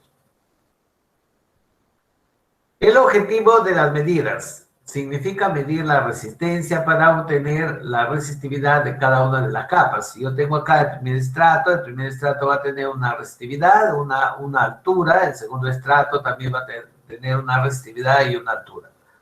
¿Cómo es que se hace? A ver, vamos a ver esta literatura primero. Medir un juego de resistencias aparente a distintas profundidades del suelo para obtener mediante el procesado el perfil estratificado de las resistencias, de lo que tenemos acá. Ejecución de la medida de campo. Dice, cada juego de medidas se hace sobre su propia directriz. Se obtienen curvas, resistividad versus distancia o separación para el procesamiento. Por ejemplo, acá se coloca, esto es C1 y esto es C2. Este es P1 y este es P2. Esto, por ejemplo, si son 2 metros, acá hay 2 metros y acá hay 2 metros. Si son 10 metros, 10 metros, 10 metros. Si es 0.5, 0.5 y 0.5. Eso se llama el método de Bender. Muy bien. Entonces, ventajas del método. Dice, permite explorar el suelo a pequeña profundidad, más o menos 30, 40 centímetros. Los errores por variación lateral del suelo son mínimos y el procesamiento de los datos es más confiable. Las características de aplicación del método. Mide la resistencia entre los puntos del suelo entre P1 y P2. O sea, yo tengo acá P1 y P2 y me está midiendo la resistencia en esta zona. La resistividad resulta de la expresión general del potencial. Entonces acá tengo resistencia aparente y acá tengo la resistividad. No sé si está claro. Por eso es que acá se dice, ¿no? Entre C1 y P1, A. Entre P1 y P2, A. Y entre P2 y C2, A. Siempre se da la misma lectura. Ya debajo también, si este es A, de acá 2A, si esto es 2A, esto es A. O sea, por todos lados está muy amarrado esto para que cuando se hacen las pruebas del método Bender se tenga que hacer la práctica de esa manera. Interpretación de las características del método Bender. Por ejemplo, si voy a tener acá un estrato, un solo estrato, más o menos el estrato va a ser así. Voy a tener una resistividad, si yo tengo hacia arriba, ¿no? Un nivel y hacia abajo otro nivel, los dos van a ser igual. entonces significa que tengo un estrato. Dos estratos. ¿Qué significa eso? Que si es descendente, voy a tener hacia arriba un estrato y hacia abajo otro estrato. Si es ascendente, acá voy a tener un estrato y arriba voy a tener otro estrato. Estrato significa nivel. Si es n estrato, o sea, np más 1 estratos, ¿qué significa? Significa que dependiendo de esta curva, por ejemplo, va a tener esta característica. Donde acá voy a tener un estrato, acá voy a tener otro estrato y finalmente otro estrato. En esta parte, acá voy a tener un estrato, por ejemplo. Acá voy a tener un segundo estrato, un tercero y hasta un cuarto estrato. Claro, son curvas que prácticamente es un poco teórico, pero normalmente tenemos 2 y hasta 3 estratos. Comportamiento de los suelos. Yo tengo resistividad versus distancia y profundidad. Fíjate, resistividad versus distancia o profundidad. Y voy a decir, ¿no?, que a menos distancia voy a tener menos resistividad. A manera que comienza a subir, voy a tener una resistividad mayor que la de abajo. Esto es resistividad y es fácil poderlo ubicar. Distancia por profundidad es descendente. Cuando es descendente tienes alta resistividad y a medida que vas bajando o dando más distancia o profundidad va bajando la resistividad. Acá tenemos un modelo matemático de TAG para poder hacer las curvas, pero esto lo hemos trabajado con mayor facilidad, o sea, facilidad para ustedes, un poco dificultoso para nosotros, de tal suerte que todas estas ecuaciones queden libres de poder manejar. El método Venner consiste en lo siguiente. Por ejemplo, acá tenemos unas curvas patrón o estándar. Estas curvas patrón o estándar me van a permitir las curvas que hemos visto hace un momento, que es esta, llevar a ese papel esta curva que tiene los puntos. Llevo este papel y, por ejemplo, acá me dice, ¿no?, que este es un séptimo. Y este un séptimo, a ver dónde está, son las curvas que vienen desde ese punto, de acá tengo un punto que no lo han colocado, hacia abajo tengo todas las pendientes que son negativas, y hacia arriba tengo las pendientes que son positivas. Entonces un séptimo más o menos será esta de acá, de ahí para abajo son todas estas curvas que tenemos acá. Un séptimo, un octavo, un décimo. Vamos a ver seguramente una hoja que vamos a poder visualizar que estas curvas sí tienen sus identificaciones en la parte derecha. Desde la ecuación de TAG genera una familia de curvas estándar. La gráfica es una escala doble logaritmo, la que tenemos acá. Tiene una forma biconvexa opuesta. Se compara con los estándares establecidos en la IEEE también, y como resultado se obtiene la resistividad de las capas, en este caso hacia arriba, hacia abajo, y esto lo vamos a trabajar nosotros con bastante calma. ¿Cómo hacemos las medidas, las mediciones de un sistema de aterramiento? Tenemos acá, este es el sistema de puesta a tierra. Acá coloco C1 y P1, y acá tengo el potencial 2 y la corriente 2. Entonces, defino, ¿no? C1 y P1 lo tengo ahí, y P1 y P2 lo tengo acá. Entonces, fíjense, a medida que yo voy a ir agrandando esta distancia, voy a hacer un floteo de esta curva. Realmente este modelo es que viene la curva acá y acá se hace un poco plana y después se sube hasta la parte superior. Y exactamente en esta parte plana es donde mejor se pronuncia la lectura verdadera del sistema de aterramiento. Acá me dice, se utilizan dos circuitos de corriente y potencial. Acá tengo potencial y acá tengo corriente. Permite aplicar el principio de caída y potencial entre este y este. Se mide tensión entre C1, que es igual a P1 y P2, entre estos dos. R resulta de la ley de Ohm, B sobre I, cuando la tensión es igual a 0. Y si R es muy mayor que R, si D, esto es muy mayor que R, que es el radio de circulación de la corriente, entonces el potencial va a ser igual a 0. Cuando eso sucede, P sobre D es más o menos 0,62. Y acá buscamos 0,62 y podemos encontrar nosotros la de P sobre D. Bueno, ya hemos visto hace un momento el método, pero queríamos más o menos dibujarles cómo es el equipo. Hoy en día estos equipos son totalmente digitales. Cuando hicimos esta lámina, tan solamente teníamos analógicos. Esta es una de las láminas, creo yo, las mejores láminas que hemos podido encontrar en la bibliografía, o sea, en el desarrollo de este tema. Y nos dice, resistencia menor a 1 ohmio para las subestaciones, acá están, todos son estándar y triple E. 5 ohmios, industrias y comercios, 10 ohmios, descargas atmosféricas, el NFPA 780 también lo recomienda. 25 ohmios para puestas a tierra común, de ahí que nuestro código de electricidad dice 25 ohmios.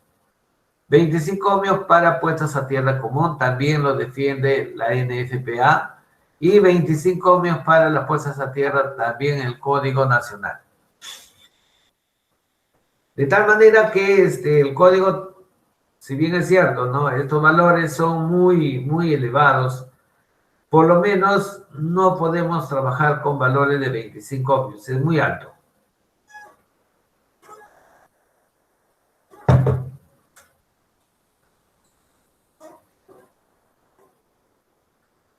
Electrodos son jabalinas, dice datos antiguos cuando tenías de 12 milímetros, longitud 2 metros, datos actuales 16 milímetros y longitud 2.5. No utilizar Copperwell. Los electrodos deben ser únicamente de cobre electrolítico. ¿Qué significa el Copperwell? Significa utilizar una barra de construcción y cobrearlo. Cobrearlo significa se le pone una electrólisis hasta que el cobre cubra toda la parte superficial del fierro de construcción. Entonces, en ese caso, utilizas ese electrodo y a los 2 meses más o menos se comienza a deteriorar el cobre por la humedad que va a entrar hacia el fierro de construcción. Al año vas a mover la jabalina y se va a romper. De repente sales con medio metro, 30 centímetros de la jabalina que ya está totalmente deshecha. Vía el cobre nunca pasa eso. ¿Y cómo me doy cuenta cuál es cobre y cuál es Copperwell? A ver, alumnos, ¿cómo distingo, cómo me doy cuenta si es Copperwell o es cobre? ¿Con un imán? ¿Cómo dice? ¿Con un imán? Claro, maestro. 2 puntos te has ganado. Profesor. Con un imán lo acercas cuando vas a comprar, porque el más barato que encontramos es en las Malvinas. Entonces, cuando vas a comprar, le dices al que te vende, ¿no? Le dices, ¿cuánto está esta jabalina? Si te dice, no, 50 soles. O le dice, pero es la firme. Sí, dice, entonces pásame el imán. Entonces, no, dice, la firme cuesta 180 soles. Ya la agarraste y ya sabes qué es lo que te va a vender. Factores que determinan la resistividad de los suelos. Denle la leída, por favor. Ahí tenemos Código Nacional de Electricidad y esta tabla es sumamente importante. Ahí están todos los tipos de suelos con los cuales tú vas a trabajar en adelante. No pierdan esta tablita. El mejor tipo de suelo es arcilla inorgánica de alta plasticidad. El limo también, eso también, eso también, eso también. Ya por acá ya es medio fastidioso. Vi El Salvador trabaja con por ejemplo. Y camino a Canta estás más o menos por acá. Bueno, ahí tienen ustedes la lámina que es del Código Nacional de Electricidad. Factores que afectan la resistividad, la humedad, por supuesto, concentración de las sales, la temperatura, tratamiento de los suelos, dato de diseño convencional de las puestas a tierra. O sea, las puestas a tierra, como les decía, lo ideal es que esta varilla tenga un diámetro infinito o un radio infinito. ¿Cómo hacemos? Llenamos a este cilindro productos que esta jabalina tenga contacto con ellos y los permita conducir. De eso se trata.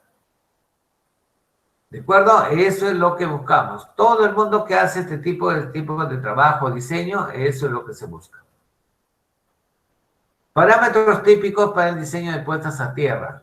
Línea de transmisión y subestaciones. Entonces te dice acá, por ejemplo, resistividad a una grava acá es muy elevado, semejantemente elevado, pero a este tipo de suelo tendrás que darle un tratamiento especial. Que acá en líneas te dice, por ejemplo, un neutro corrido, que se aplica en una subestación, un factor de división de corriente también en subestaciones, y para evitar en este caso la tensión de toque y la tensión de paso.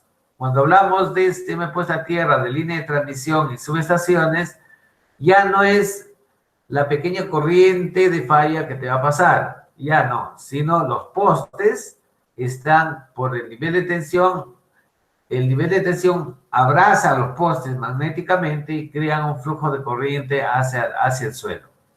Si el poste no tiene su puesta a tierra adecuada, entonces pueda que tú tengas una tensión de toque. Y si en las subestaciones, en la parte inferior, tú tienes piedra chancada, ¿no? A lo cual le llamamos técnicamente gravilla. Entonces tú pisas entre este punto y este punto, la corriente sube por acá, da vuelta por el tronco y se va al otro lado. Y ahí desarrollas un potencial. Y ese potencial es nocivo más que nada para nosotros los varones.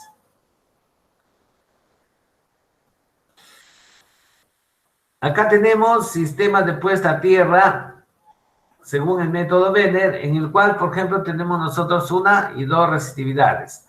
Tú puedes explotar acá lo siguiente.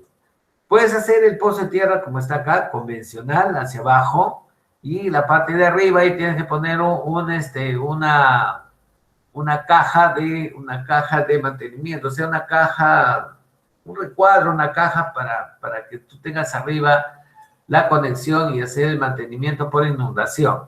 Pero si tú pones 2 pozos a tierra y ves que esta resistividad es muy buena, entonces te permite hacer, esto se llama contrapeso. Llevas esta parte de acá y lo sueldas, puedes llevarlo acá y después lo subes para que lo sueldas acá. Siempre y cuando tú hagas una soldadura Caldwell. Vamos a verlo más adelante. Delegado, si no lo desarrollamos, usted pide para desarrollar. Es muy importante eso. Esto Sí, siempre y cuando, el contrapeso, siempre y cuando se ubique en la primera capa. Si se ubica en la segunda capa, ya no te puedes ir arriba. Tendrías que, en el momento que pones el electrodo, pasar el contrapeso y soldarlo por esta zona. Hay 2 formas cómo hacerlo.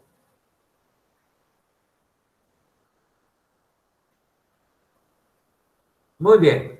Fíjense, ya estamos viendo electrodos verticales, puestas a tierra con electrodos verticales, electrodos horizontales, lo que la señorita pedía, acá lo tenemos a una altura H, un sistema de puesta a tierra con un anillo. Acá tienes un anillo y podría en esta parte soldar a este anillo para poder alimentar hacia el exterior. o simplemente una malla de puesta a tierra. Ahí tenemos una malla de puesta a tierra.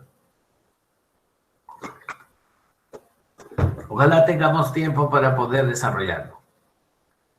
Materiales que se utilizan en su sistema de puesta a tierra. Por favor, eso, bentonite es la mejor.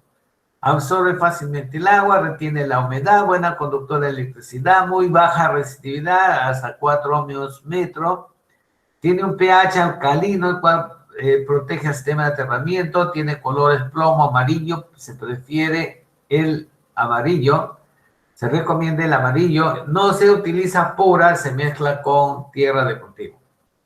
El Ayrton también es bueno, el gel es bueno. Ahí tenemos la evaluación de la resistividad de los suelos.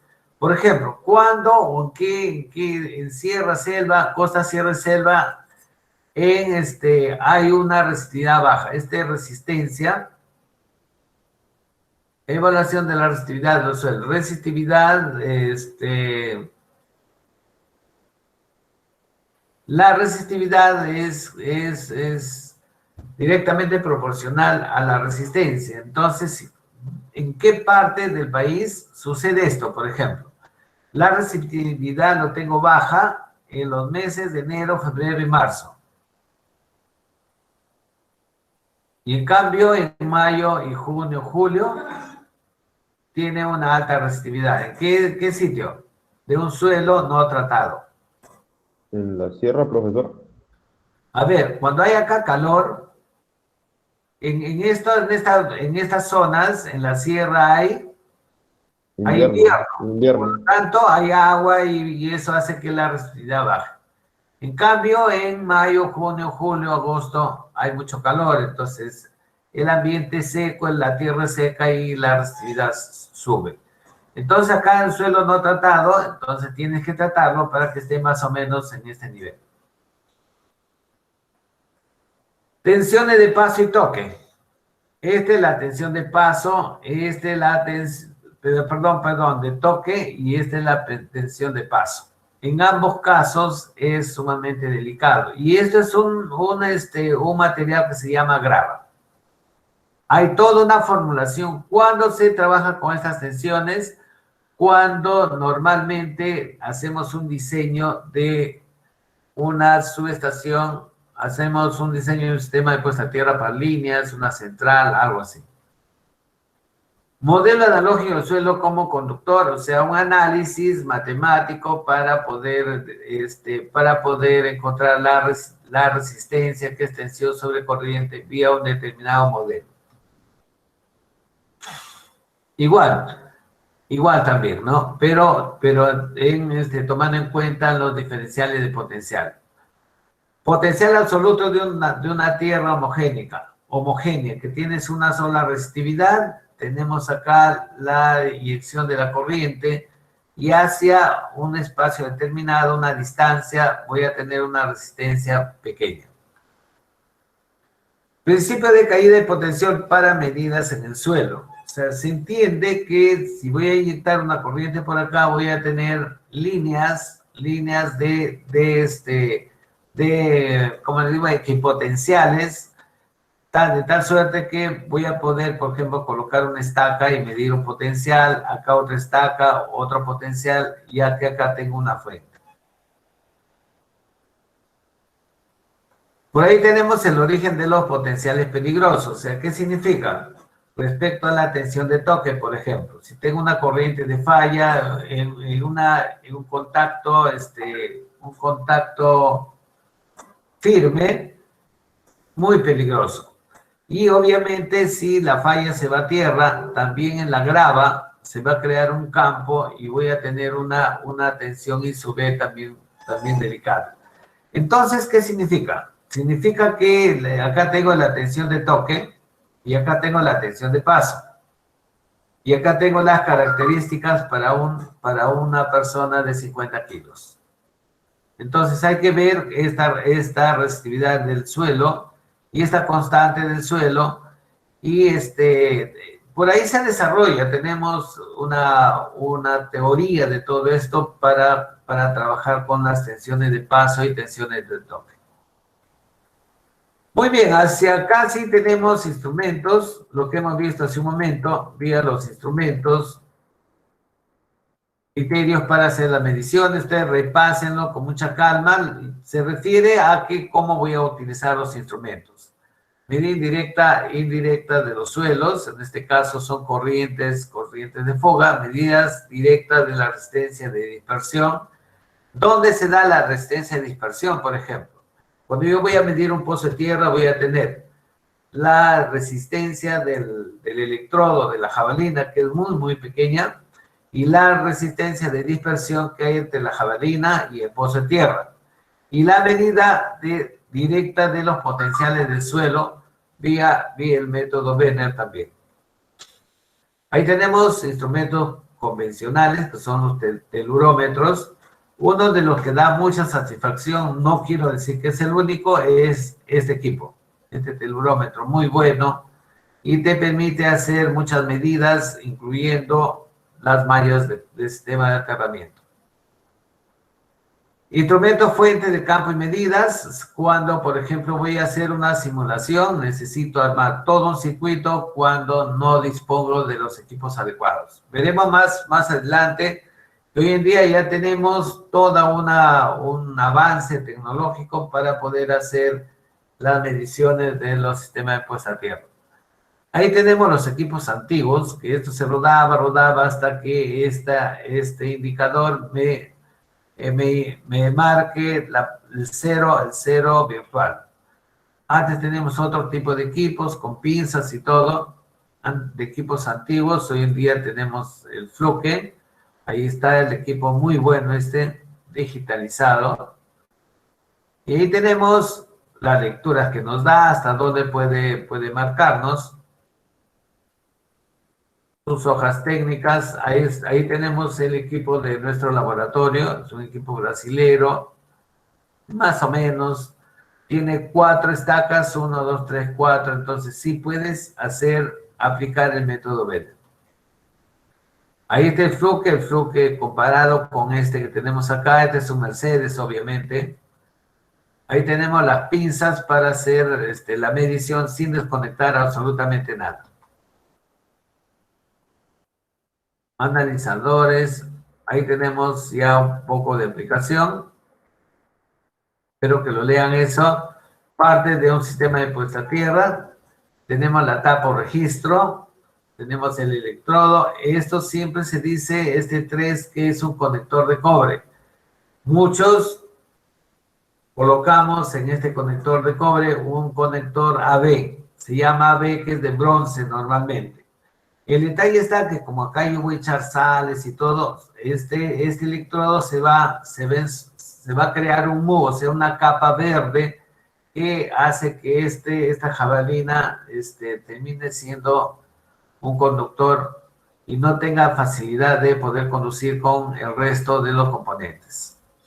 Ahí tenemos lo mismo, otra metodología utilizando, por ejemplo, rellenos de sal, preparar el suelo debajo. Cada especialista tiene sus técnicas, ¿no? Mantenimiento, lean eso, que es muy importante. Ahí tenemos algunas conclusiones, tenemos algunas normas. Y ahí tenemos algo importante, jóvenes, que son las normas IEEE que nos han permitido hacer lo que ustedes han visto. Y claro, acá no he escrito parte el autor importante de todo lo que estamos viendo. Tenemos el Código Nacional de Electricidad, INDECOPET, normas peruanas, y algunos detalles que a ustedes les puede servir para ver cómo es un sistema de puesta a tierra. Y en definitiva, lo que me gustaría es que ustedes vayan al Google, pídanle sistema de puesta a tierra, apunten www.procobre y ahí van a tener más de 20 películas con diferentes pozos de tierra. Como tarea para que ustedes vean lo que están viendo acá, pero en videos. paso a paso para poder hacer un sistema de aterramiento. ¿Preguntas, jóvenes? Profe, una consulta. A ver, Bueno, en la varilla del pozo a tierra usted dijo que se le pone un anillo para conectar el cable, ¿verdad? así es. Ya, he estado viendo la vez pasada que también hay algunos que le ponen soldadura exotérmica. ¿Hay alguna diferencia o si está bien o no está bien? Por supuesto, o sea, lo profesional nunca es utilizar un anillo. Lo profesional es utilizar una soldadura exotérmica. Para el día de mañana les voy a preparar un video bien bonito para que el curso sea, pues, como les digo, sea divertido. Ustedes puedan ver sus películas ahí y se diviertan un poco. Delegado, me mandas un correo al final para preparar la película, ¿ya? Sí, ingeniero. Ingeniero, Muy una bien. duda. El día de mañana para las exposiciones, mis compañeros tienen la duda si expone solamente uno, o exponen todos, o cómo va a ser la exposición. A ver, ¿cómo hemos quedado? Usted indicó que, bueno, que todos tenían que saber el tema simplemente y que usted iba a preguntar al azar, pero no dijo cuántos se exponían. Ya, pero ¿cuál es el tema? El tema del día de mañana, a ver, un momento. Eh,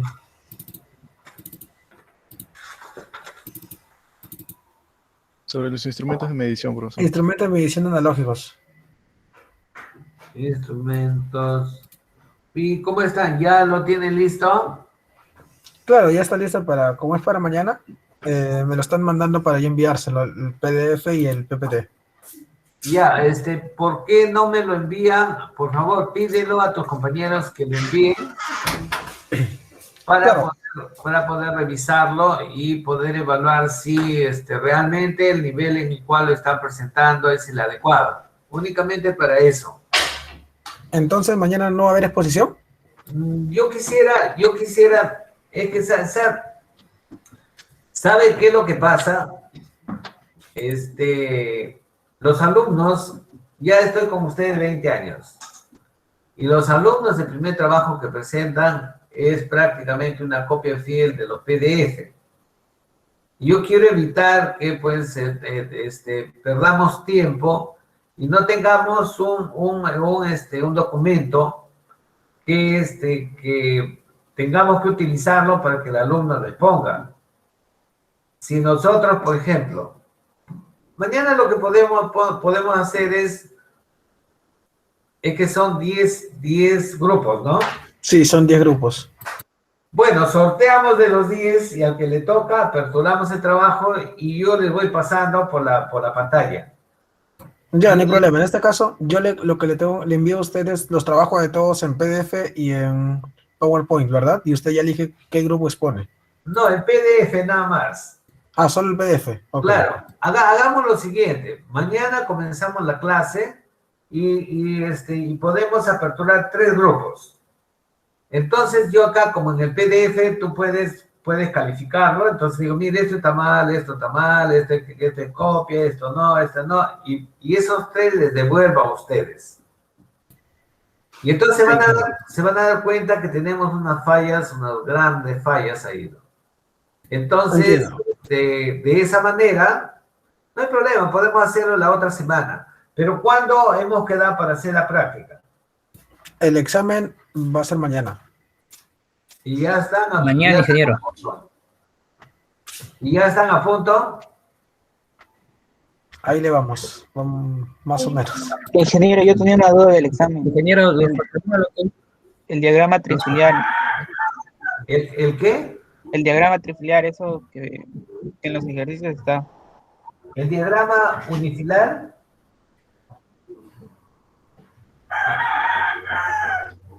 A ver, agarra el gallo y habla más fuerte.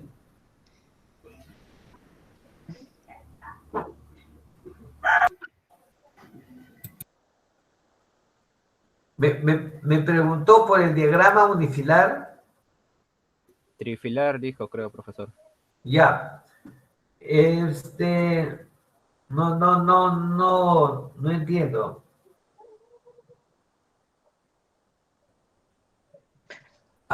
Delegado, hagamos lo siguiente. Hagamos lo siguiente. Sí, dígame. Mañana en 1 hora revisamos los trabajos y en media hora revisamos 3 trabajos. Y la otra media hora lo dedicamos para que ustedes hagan todas las preguntas que quieren para que la otra semana tomemos el examen. Ya, no hay problema. Pero lo que me refiero es que mañana tenemos laboratorio y teoría. El trabajo es de laboratorio. Ah, el trabajo del laboratorio. Claro, a eso me refería yo, el trabajo de... No, mejor aún lo tenemos que revisar también. Tenemos que revisarlo.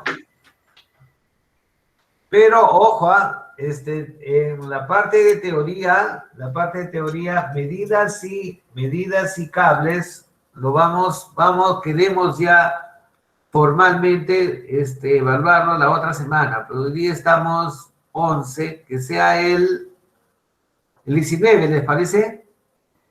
Claro, no hay problema. En todo caso, mañana no hay ningún examen. Yo lo que quisiera es ese tema del laboratorio, por el mismo nombre que es laboratorio, quisiera que ustedes se compenetren bien y hagan las cosas bien. Revisémoslo primero, sin nota, y después se van a dar cuenta, ¿no? Que hay muchas cosas que corregir. Y entonces la otra semana ustedes ya presentan el trabajo. Ya, entonces mañana presentamos nuestros trabajos. Yo le mando los PDF y usted va a elegir al azar y lo va a revisar frente a todos. Para que nos den una idea de cómo lo hacemos. Y ese es para la hora de laboratorio, perfecto. Sí. Y para la hora de teoría, vamos a hacer un repaso de lo que hemos hecho para dar examen la siguiente semana. Claro, mejor. Ah, perfecto, ingeniero. Fíjense, hace tiempo les escribí esto, son definiciones, vamos a hacerlo de una vez. Son definiciones que ustedes lo tienen que leer, porque son muy básicas. Y hacia acá nos dice instalación y mantenimiento de una puesta a tierra, los criterios que necesitas saber, los consejos que te dan los autores, los que escriben pues sistemas en la IEEE. Todo eso la Comisión Electrotécnica. Y acá, desde acá, te dice el diseño y selección de electrodos de puesta a tierra. Ahí tienes un electrodo, un sistema de puesta a tierra vertical. Su formulita, esto es. Ya vamos a ver qué cosa es L, qué cosa es D. ¿De acuerdo? Un sistema de puesta a tierra a una altura H, el nivel de piso terminado. Acá tiene su formulita. 2 jabalinas dispuestas en línea recta a nivel de piso. A ver, digamos en la primera capa, ¿no? 3 pozos de tierra en la primera capa. 4 pozos de tierra igual dispuestas en línea recta. Un sistema de aterramiento vía jabalinas en disposición tipo anillo. Vienen los sistemas de contrapesos u horizontales. Nivel de piso terminado es y a una distancia que viene a ser la primera capa de la resistividad aplicas este criterio. A una altura H, 2 en paralelo, tipo L, vía contrapeso, a una profundidad H también. Ojo, acá te dice a una profundidad H, o sea, el nivel de piso está más arriba, de ahí hacia acá es una altura H. Igual, acá tenemos a una altura H, 2 contrapesos, uno para este lado y otro para este lado, a profundidad H dispuestos en oposición. Uno es y otro está acá. 3 contrapesos enterrado a profundidad H tipo aspa. 4 contrapesos tipo a 90 grados. 6 contrapesos a una altura H. Contrapesos en trayectoria cerrada cuadrangular a una profundidad H tipo anillo igual a una profundidad H y sistemas de malla. Acá tenemos los contrapesos radiales en una malla y tenemos todas las fórmulas para poder desarrollar esta parte de la malla. Espero que lo lean, jóvenes. Jabalinas comerciales. Acá tenemos el criterio de cuando desarrollas, por ejemplo, una o más resistencias, ¿no? Si todas son iguales, entonces ya tenemos una formulita para n resistencias, tienes una solución. Acá lo tienes, ¿ves? Los índices de aprovechamiento o índices de reducción, para que tú tengas la resistencia equivalente y la resistencia de una determinada jabalina. Por acá tenemos la conducta de las jabalinas cuando son 2, 3, 4 o más. Y a partir de acá tenemos jabalinas, por ejemplo, 2.4 metros con un diámetro de 1 pulgada. Y tienes acá ya la fórmula para multiplicarlo con la resistividad. Tienes 2.5 metros, tienes 3 metros, 4 y hasta 5 metros. Nada más acá, por ejemplo, si tienes, vas a poner 4 jabalinas, entonces si 4 metros de profundidad, reemplaza la resistividad acá y ya tienes la resistencia equivalente. Para diferentes 5 octavos, este anterior era 3 cuartos, media pulgada, y la bibliografía, que es lo más importante en este caso. Varios libros, y la mayor parte son muy buenos textos de la IEEE.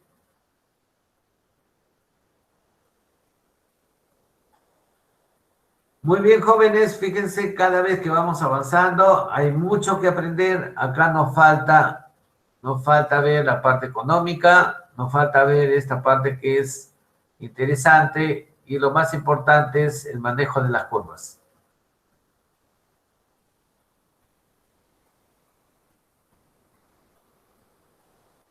Preguntas, jóvenes, cualquier consulta que quieran hacer. No, ingeniero, más bien, he revisado que en la Classroom ha subido las grabaciones de las clases de la semana, de la clase 1 y clase 2, pero aún queda pendiente de la semana pasada de una clase, de dos clases, perdón. Ah, hay una clase, espérense 7 medidas, ¿no? Un ratito voy a subir de una vez, voy a subir la data, pues no vaya a ser que me olvide. Un momentito.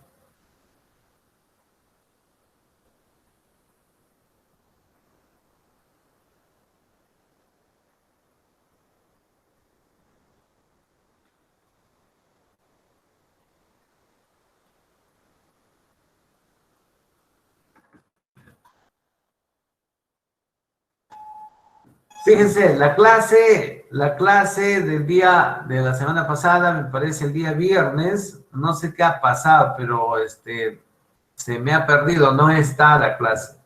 Y las demás clases sí ya se han subido. Sí, se subieron 2 semanas, dos clases, perdón, pero falta una. Sí, esa una no lo tengo. Yo les consulté, les dije si alguien de ustedes ha firmado para que me lo pase y poderlo publicar. No lo tengo.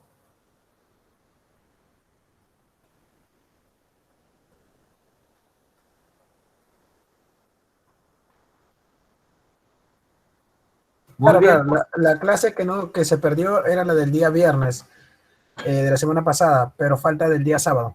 A ver, vamos a ver un ratito. ¿Dónde está San Marcos? Espérense. A ver, vamos a ver. Eso está en el Classroom, ¿no? Vamos a ver medidas. A ver, fíjense. Sí, la lección 1, ahí está. Claro, ese es del día viernes, de primera clase y segunda clase. Esta es la quinta clase. Entonces, la tercera se perdió, falta de la clase número 4. Espérense. Vamos a ver, la semana 1. ¿Dónde está la semana 2? La semana 2. También ahí está, ¿ve? Entonces, ¿qué semana estamos? Ahora estamos en la semana, hoy 10 11.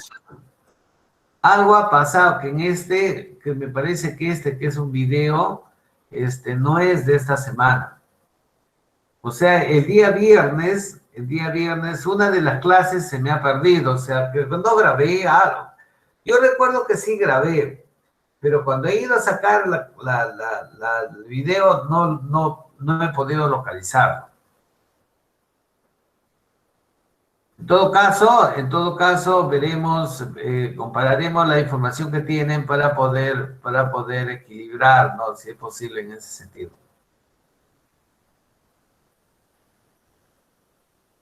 Ingeniero, no hay problema. Muy bien, jóvenes, ahí está, fíjense toda la información. Una muy buena información, ahí tienen la soldadura Caldwell para que ya vayan más o menos visualizando qué es lo que se desea. Listo, ha sido un gusto estar con ustedes y nos veremos el día de mañana. Gracias, ingeniero. Que tenga buenas tardes. Muy bien, buenas tardes. Hasta mañana, ingeniero. Buenas tardes. Hasta luego.